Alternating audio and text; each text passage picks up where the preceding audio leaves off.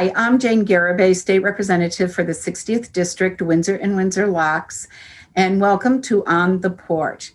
Today, our guest is Leticia Colon de Mejias, a good friend here in Windsor. And Leticia is a nationally awarded building scientist and climate equity speaker. And we'll learn more about that throughout the show. She is the founder of the nationally awarded company Energy Efficiency Solutions. She's spoken before the legislature in Washington, D.C. She's chair of the nonprofit Efficiency for All, policy co-chair of the National Building Performance Association, a commissioner for the State of Connecticut Commission on Women, Children, Elderly, Latino, and Puerto Rican Affairs, and founder of my favorite, the Green Eco Warriors. She is an award-published children's book author and several books on environmental leadership, sustainability, as well as a line of educational science-based graphic text comic books, which the kids love, by the way, which feature a cast of diverse superheroes and align with national science standards. She is the recipient of many national awards, including the United States of America's Department of Energy Award for work with at-risk and minority populations, National Award Building Scientist Hall of Fame, Minority Small Business of the Year Award, and National Department of Education Award, and she is a two-time Capital Workforce Partners Employer of the Year Award. Her companies have provided energy efficiency assessment and upgrades to over 14,000 Connecticut households and completed full energy retrofits in over 10 million square feet of multifamily housing. Through the nonprofit Eco Warrior, she has provided climate and energy education to over 40,000 youth and families.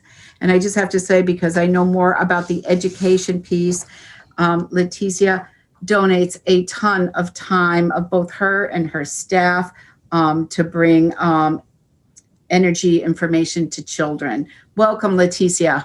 Thanks for having me. I'm super excited. Yeah, I had to read part of it because I just didn't want to get anything wrong on all your accomplishments. And I'm always amazed when you went and testified in Washington, and you have a loud voice, and I love what you champion, but I'm going to let you talk more about that.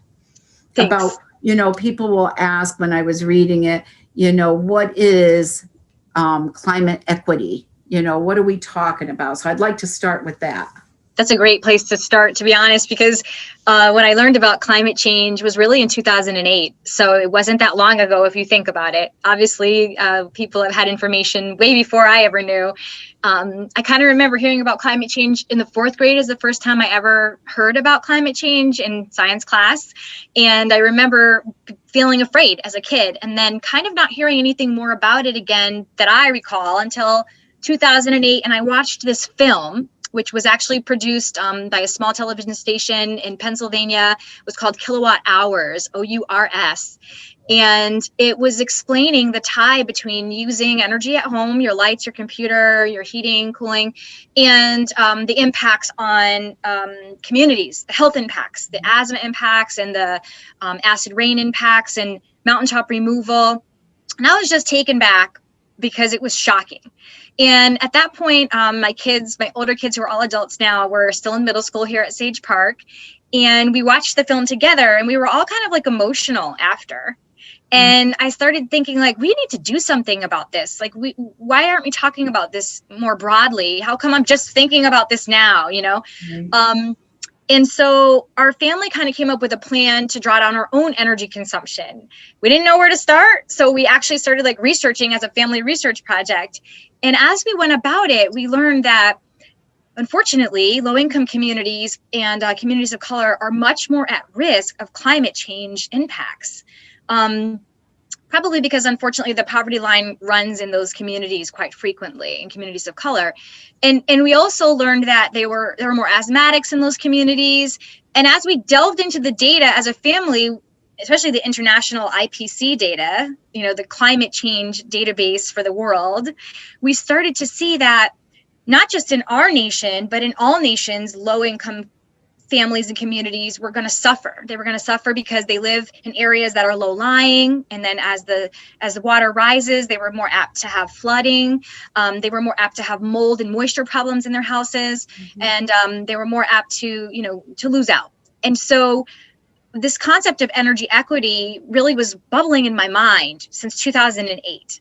And in 2015, I learned that Connecticut had over a 30% rate of indoor air barriers in the home. So things like asbestos, mold, vermiculite, pests, that there over 30% of people in our state were dealing with one or more of those issues, which kept them from making their home resilient to storms or making their home affordable for energy by, let's say, using the Energize Connecticut program. They couldn't use it fully because of this barrier in their home. And I thought, well, that's not equity. How can we have a fund that 30% of the state can't access because they have a problem in their home?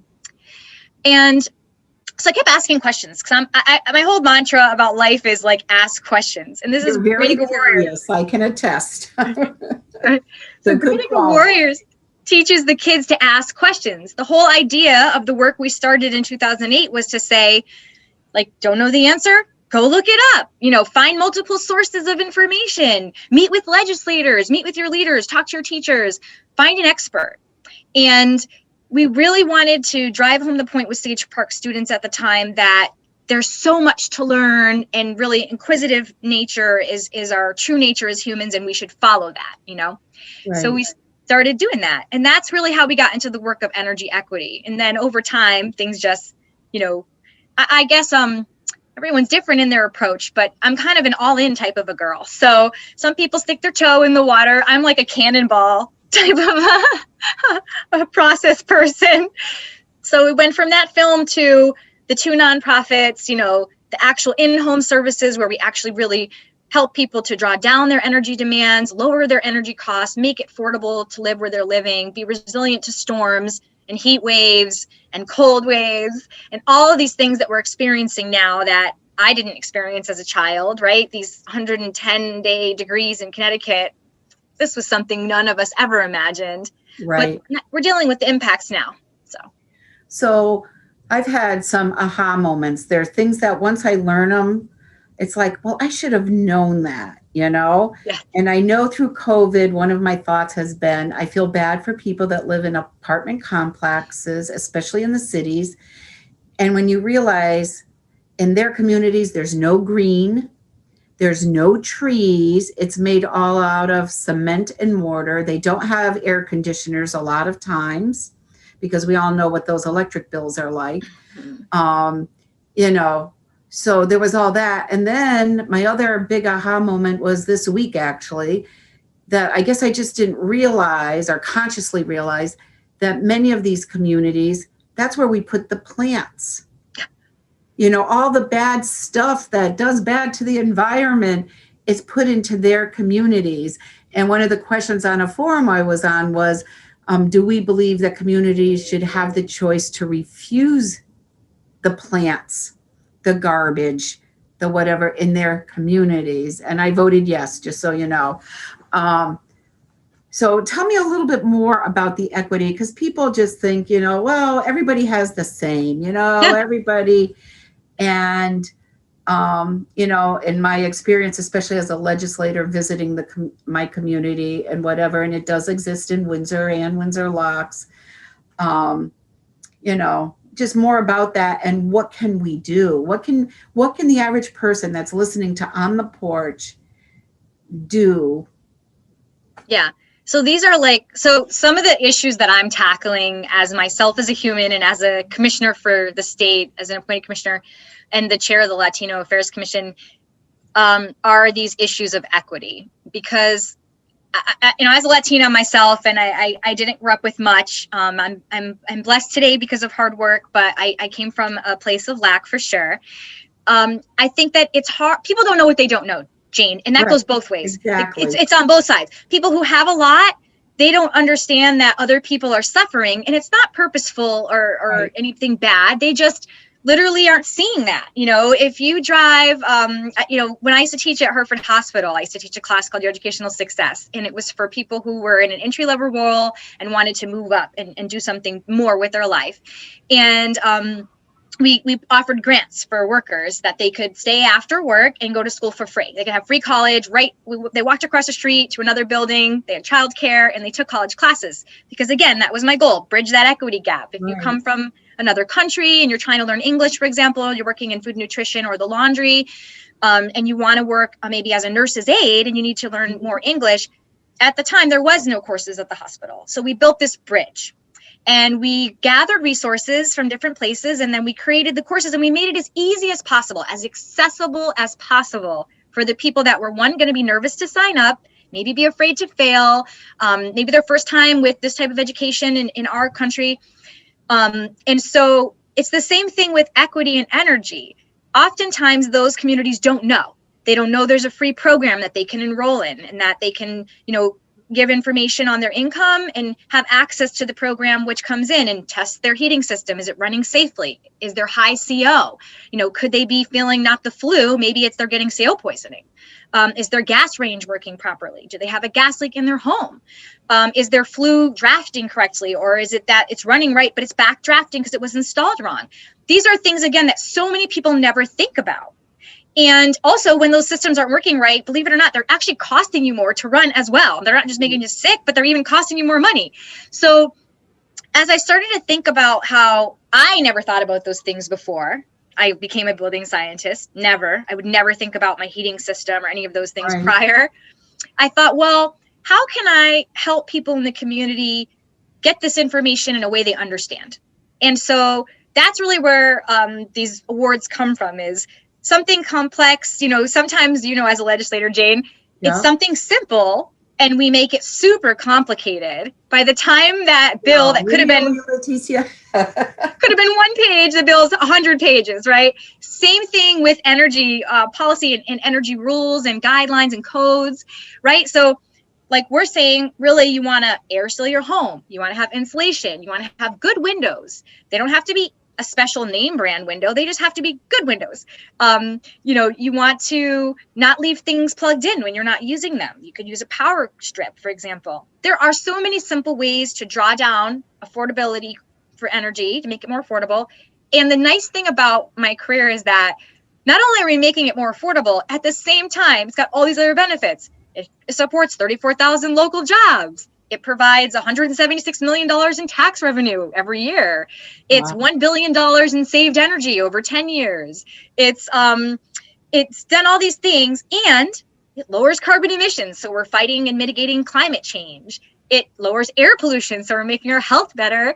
And when we address issues like mold, asbestos, vermiculite inside of a home, the occupant's health is better. So really, what I find with almost every problem I come across, that the actual problem isn't the problem. It's a lack of information. Right. Because then people don't focus because they don't know. You don't see what you don't see. And then sometimes I see that this not in my backyard. So like this idea that, and in Connecticut specifically, all of our plants, garbage plants, power plants, they are sited in low income communities. And that isn't just Connecticut, by the way. If you want to look at the whole nation, you're going to find that that's the story of the nation. Poverty. The reason why they can't fight those power plants is because they don't have the time. They're working 2 jobs. They may have other burdens in their life. They're already living in disparity. They don't have political power. So we're really talking about long-term systemic issues. And when you go to fix those, I know you know this, Jane, because now you've been there for a while in a leadership role, it takes everybody. It can't just be Democrats. It can't just be Republicans. It has to be, and it can't just be about poor people or just about rich people. You've got to have something that works for everybody. Right. And the way to do that is inclusivity. You have to talk to the community like you're doing, find out what the problems are, potential solutions, discuss them transparently, create a plan, and then implement it. And I think that's really what leaders. It's simple. The process is simple if you follow it. One of the things I've heard from a couple of people that I've suggested they live in apartments, so they need to have the apartment owner's permission to do the audit. Is that true? Yep. So, do most owners allow it? Yes, I have to say, at least we have found at our company, Energy Efficiency Solutions, that as long as we explain to the landlord, again, it's about what they know. If they feel like you're going in and you're trying to be a pain in their butt and inspect and cause a problem, they're not going to let you in. But ultimately, we explain to them, we're not code police. We're there to make things better. And sometimes if we find something wrong, we're able to connect them to resources. So, for example, this is good to know for landlords. If you're a landlord and you're renting to low-income tenants, Section 8, HUD, any type of funding of that sort, where there's a voucher, and we find a problem, we're not going to get you in trouble. We're actually going to help you to resolve that problem because we want the occupants' health and life to be better. So there's a benefit to having the work done. And generally the landlord ends up saving a lot of money by doing this proactively. Right. Besides, it's just the right thing to do. Most definitely. So that's something that we all can do, is to get an energy audit. 100%. Whether you're affluent or not, or in between, an energy audit, because it'll help you with your expenses, but it helps the environment too. Yeah, it's like a win for everybody. The thing about the assessments in Connecticut has one of the best programs in the nation. First of all, we've won all kind of awards, the whole state. I mean, it's a great program, Energize Connecticut, for several reasons. One is because it's free for people who qualify by income. During COVID, the state took the initiative to make it free for everyone. So because of the pandemic, anyone can have home energy solutions right now at no copay up until June. And then it offers additional savings beyond the assessment. So the assessment, we go in, we do a health and safety check. We check your heating cooling system, your domestic hot water heater, gas range if you have one. We look for health hazards in your home and we identify them and show you where they are and take photos and let you know what to do about that. If there's support for funding, for example, we would connect them. Then we run a blower door and we see how leaky the house is. Then we use that to air seal. So while the blower door is running, we're actually up in your attic and in your basement sealing where that air is infiltrating. I'd have to clean my basement before I let you in. No, everyone says that, and that's the wrong idea. No, we work around your stuff. I mean, that's what we do. But I can see people saying, "Oh, they do." And the other thing is, people are like, "Oh, I don't want a handout." Again, it's not a handout. You're paying for this program on your energy bill. And so using it is smart. It's like paying for health insurance and never seeing a doctor. This is your doctor's visit. You get a visit. And then from there, we give you a prescription for your home. Sometimes we say, your house is great. You've got a great checkup. You've done a great job. You've got LED lights. You have insulation at the right value. Your home has been air sealed. Your systems are running right. You get an A+ score. You should feel good about yourself and your home. Sometimes there's one thing wrong. And, we would note it and then we'd say, okay, and there's a rebate. Say you need windows. There's a $50 off every window, for example. If you need insulation, currently it's $2.20 off a square foot of insulation. And insulation costs about $2.20 a square foot. So right now, because of the pandemic, even people who are not low income can still have the benefit of weatherizing their home at a very low cost to them. And that's because, again, our state has taken initiatives on climate, both mitigation and resilience. So say it's cold like today and we had a bad storm and we lose power. If you have insulation in your home, you're going to be much more comfortable with your insulation and no heat while you're waiting for your power. So we're trying to look at elderly and disabled housing first so that they're resilient to those things. The other thing is that come summer, that demand on that electric load is going to peak because it's going to be hotter every year. And it can be uncomfortable for asthmatics, for elderly people, people with high body mass index. It's hot, it's uncomfortable. And so in order to make it more cost effective to be cool in the summer, again, that insulation does the same thing in the summer as it does in the winter. Right. We didn't used to think about that in Connecticut. Right. Now we do. Yeah. Because I know this past summer, it was so hot. I was thinking of getting a kiddie pool and putting it in the backyard. It was so hot. It was so and it's hot. Not getting any better, Jane. So, I mean, I have, I'm actually physically disabled myself, and I have a systemic disorder that causes my nerves to act up when I'm hot or cold. Oh. So it makes me, really crunch up. and my muscles lock up and stuff like that. So for us, I live in an 1850s home. There is no central air in an 1850s home. So we really, when we moved here, we had knob and tube, so we couldn't get insulation in our attic, which is, we don't have wall cavities because we have solid wood walls. There's no cavity. So when I went about retrofitting my home, I had to be very creative and build interior walls and put insulation between the exterior and interior wall. Wow. Yeah. And then same thing, I had to get the knob and tube removed, and then I could insulate my home. But I went from paying over $6,000 a year in oil to less than $2,000 a year to heat my home. Just from the insulation. Like that's savings. That's a real big difference, especially, I moved here as a single mother. So that was a really big deal for me. So, because my house is from 1920, so it's 100 years old, and you kind of just accept you're going to have drafts and whatever. And we did do our windows, but the insulation is something, that we don't have to live this way, that you can get it fixed. And, right now during COVID, like you said, it's a good time to do it. So I'm going to ask for your contact information later for Howard, because we can put it at the end of the show so that if someone wants to call. Sure. And have their house done, because it just seems like you said something very simple. Just make that call. And for me, big is the environment too. Every little bit that we can do towards, if you have better insulation and windows, etc., you're using less energy, which in turn helps the environment. And I know that's special. You and your son worked really hard at a recycling program at Sage Park, right? Yes. I remember that. Yeah, and I actually, my biggest selling children's book, the one that sells all over the world, is Pesky Plastic. And I actually wrote that, kind of in honor of Jonathan. That was his big passion, was plastic. He was really, of course, he's a kid in 6th grade. You see these pictures of the, animals with the plastic things on their mouths, or the whales full of plastic. And the turtle. And It hurts your heart. And so my kids were really, touched by that. And we live on the Great Ditch of Windsor. So the Connecticut River is behind us, and it floods. And, you walk back there in our woods, we have about 4 acres. There's always plastic there. And it isn't our plastic for sure.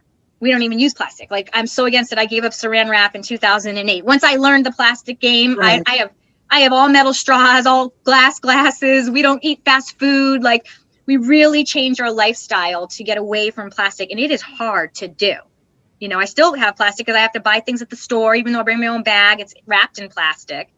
Sometimes I'm amazed at the deliveries from Amazon during the pandemic. It was like a plastic bag wrapped in a plastic bag, wrapped in a plastic bag with some plastic padding, and then a box.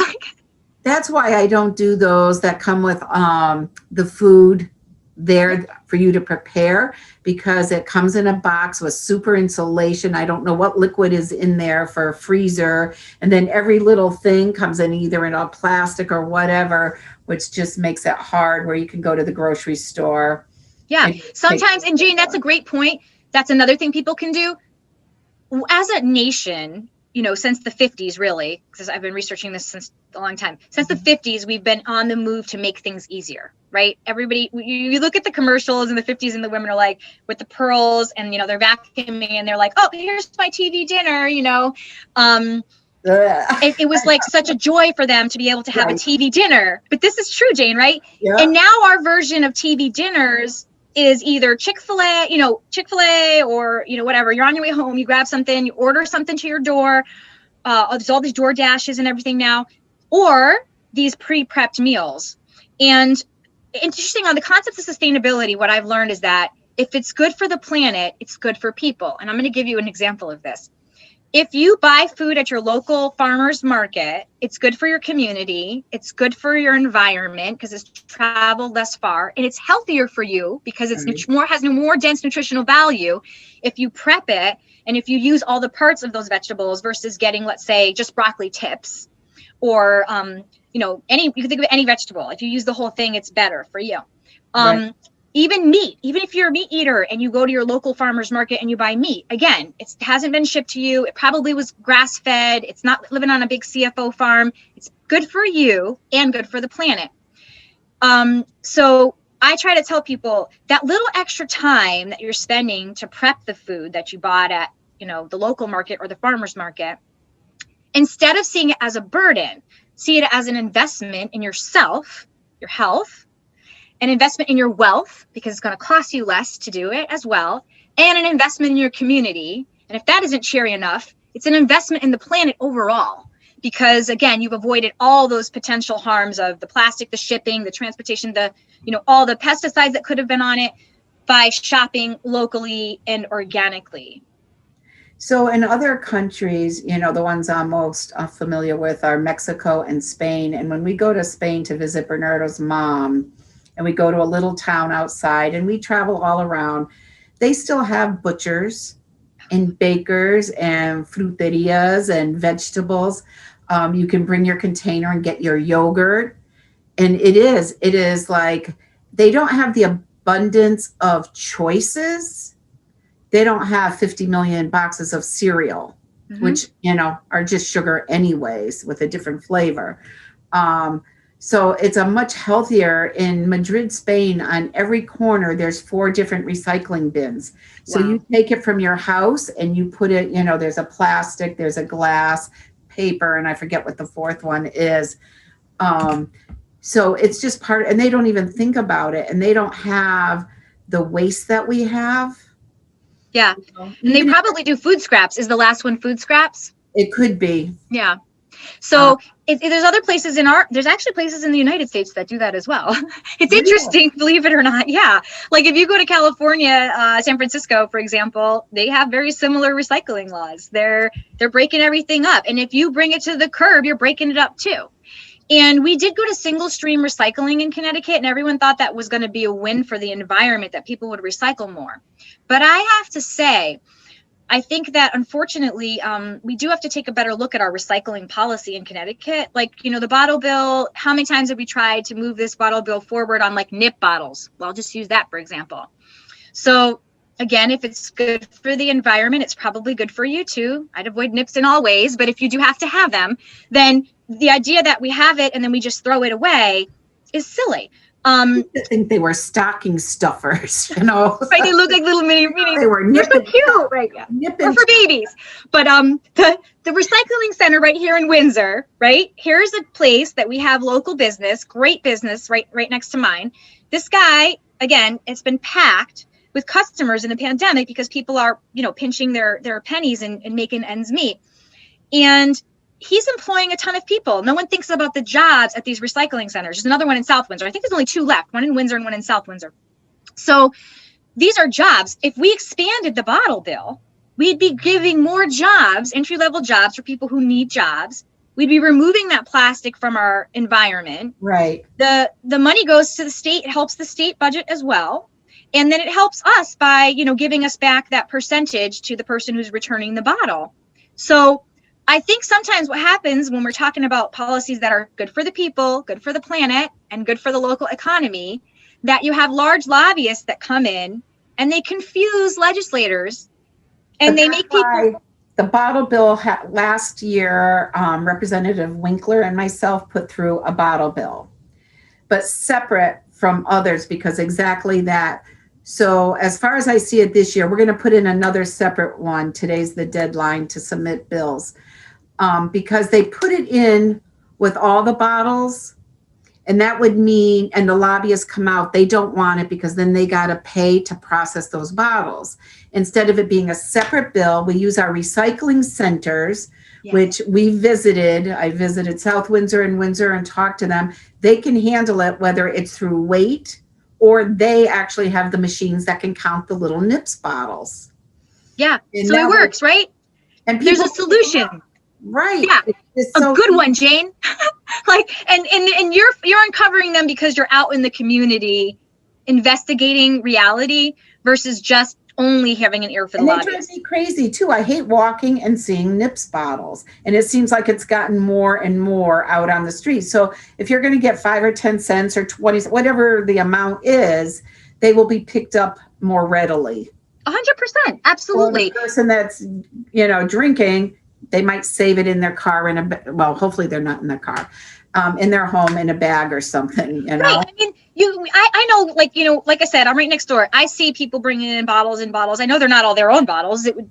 So you see people being creative. I actually worked with a guy at the hospital when I was young who did all of the trash, and he would take all the bottles out of the trash. Do you know this man put $45,000 down on his first home, all on bottle money, because he went through the whole hospital and collected all the cans that people just threw in their wastebasket under their desk every night. And every day, the next day, he would go redeem them until he had enough money. And that's a lot of money, $45,000 for a deposit on a home. I mean, think about if we all thought this way, both economically, right? Why to save them and return them? How you could be like a little savings bank for people to do it this way. Again, it removes that waste from our stream of waste. Right. And it helps the environment overall. And that isn't even talking about blasphenol. Like the bottles, a lot of these plastic bottles have blasphenol in them, and it leaches into the water. So when you leave your water bottle in your car and it's hot, it's leaching blasphenol right into that. You're not supposed to drink that, right? You're not supposed to, yeah.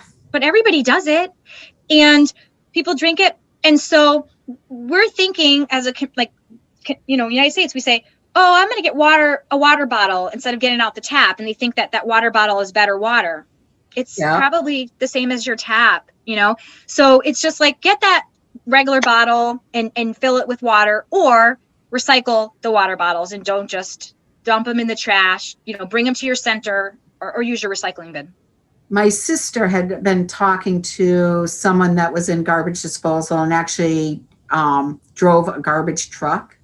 And he said he made on an average of $50,000 to $70,000 a year, before they were automatic, dumping it. And he would take aside the bottles, exactly what you said. And good for him. Good for him. Made me, when I heard that, I was like, I'm in the wrong job. I remember thinking maybe I should take out the trash every night. Like, that was an incredible story that this man told me. I think that, overall, Jane, I see a trend in people to want to be good. I feel like most people want to be good, and that the thing that stops them from it are a couple things. One is we make a lot of excuses, right? And as Americans, we're apt to say it would be too much time. So time is always people's first excuse. They say, I don't have the time for that. I love that one because I do so much that I'm able to say, I gave up things. So whenever you want something in life, generally it's a give to get. So if you want a college degree, for example, you're going to give up some free time because you're going to go do your studying, and you might give up money because you're going to pay that bill at the end of the day, but you're gaining something of value. Same thing with anything else, environmental. If you want to have a better environment, you have to give something up, right? Right. Same thing. And what I tell people about time is I gave up television when my daughter, who's about to be 20 in next month, was born. Wow. I gave up TV. And so I limit myself to 1 hour a day. And I'm very strict about it. And so at first I went a little crazy with all that extra time, which is why I ended up doing all these extra things. People say, do you sleep? I do. I just don't watch TV. Right. If you think about all the time that you spend in front of a television or a tablet or a computer, not working time, not active time, passive, vicariously watching time, you could reclaim all that time and use it for whatever you want, Right. Right. No, exactly. And if you don't need the money, that's a way to contribute to your pet project in the community, to the food bank or whatever. You can the food bank and a lot of the nonprofits receive donations from their stimulus checks. Yes. People would donate them. So do you have a program right now it's free, but what in the future where, an individual could donate, it's $100, whatever that fee is, so that another family was taken care of? Absolutely. We have programs through the fuel. Windsor has a fuel bank. So that's one place people could donate to help people with affordability problems. Through Green Eco Warriors, people can sponsor our outreach to schools. So we go into schools, we provide in-person education right now because COVID, we're doing everything online. But normally we would go in and we do live presentations and individual work with students and teachers and families. And we provide the curriculum that's STEM certified. next generation standards certified for science. And then the kids get to take the tools home. So that's, I think, the best part of the program is that they get to take, kids are so excited to get like books of their own and get to take them. So that's one way people can donate to the causes that we work on. Fuel banks are very good ways to help people with affordability. People could, I know that our town just started a sustainability commission. And I think that commission is working on outreach to the community and thinking of ways that we can help others that may not have as much with energy affordability, and also connecting them to renewable resources, which has been a real heavy lift in our state. Yeah, so it's educating all of us, learning where can we go, what can we do, you know, if I need help, where do I go? So if someone wanted to contact you or learn more about Eco Warriors or energy efficient solutions, is there one website they can go to? Or yeah, they can go to, well, there's two. They can go to EES Go Green, which is easy to remember, eesgogreen.com. On there, there's an array of services that are available through State of Connecticut supported programs, Energize Connecticut, all the way from free completely or, you know, small co-pays, and it goes by people's income. And then for Green Eco Warriors, it's just greenecowarriors.org. And again, we're on Green Eco Warriors side, we're always looking for partnerships and sponsorships to help us continue to provide this information to communities that don't have budgets for like science, which 50% in our state of Connecticut, Jane, this is a terrible thing, but in communities with a more than 50% color ratio in their student population, science often gets dropped off the table. Really? They lose that science curriculum in favor of being heavier on language arts and math because they want to pass those state But required. You can incorporate that. Language can be incorporated into science. Math can be incorporated into it's not just subjects to themselves. They're supposed to be all working together. Again, simple, but. Yeah, it is. And that's not our fault. I mean, certainly it's not educators' fault in our state. Right. It's the way that curriculum has over time. Yeah. Systemic issues. And I really see the need, you know, of all the things I can say, and it has nothing to do with my businesses at all. This is just my personal opinion, you know, and as a commissioner, I really feel that as a people, like all people of all colors, we really need to consider the impacts of not having those personal relationships, and that idea that like parents should just log into a portal to find out what their child's grade is or whether their work is missing. That parents should log into a portal to find out whether someone got COVID at the school or not. We lost that human element that when my older children were in school, if your kid missed their homework, you know, 3 times, maybe the teacher would call you and say, hey, you know, Miss Colonde Mejia's so-and-so didn't bring their homework a couple times. Now it's like the onus has been placed on the family to know how to log into these tools that everyone thinks are faster, quicker, better, right? Like those meals. When in reality, there's something to be said for better, right, efficient, not maybe faster, quicker. You know, There's a difference between quality and quantity. And I think that our society has begun to desire quantity over quality, when in reality, I'd rather have a little of something very good, right, than a lot of something very bad. I would love a mixture, to be honest. I'm not great with portals. I hate it when my doctor says, go in and check the portal. Well, by then, because you go once a year or whatever, what's my password, whatever. But in the schools, I do like where you can go in and see an assignment list and whether, you know, was your kid the only one that did it, or did everybody miss it, or did everyone? But it should not supplant that conversation with the teacher, because you're right. When my kids were little, I could leave her a message or send her a message and say, you know what, the hamster died last night. X might be, you know, out of sorts today, or the teacher can, you know. So to me, it would be nice to have a mixture, but not everyone has computer access. We forget that. Like you said, we live in our bubble and we think everybody has the same as we do, and they don't. Yeah, but we do have to sign off. We've had a great conversation, and I will have you back and we can talk more, because this has been a lot of fun. I would love to come back. Great. Thank you so much for everything you do for the community, Jane. I really love to see you in action. I know you're quiet. People don't know how much you're getting done. So it's good to Thank know. Yeah, I appreciate that. And, you know, I love my district, both Windsor and Windsor Locks, and I love helping people. Um, and racial equity is something dear to me also. So we will talk more. And I just want to thank everyone for tuning in to On the Porch. And thank you to Leticia and thank you to Howard behind the scenes and Win TV. And we'll see you next week. Thank you.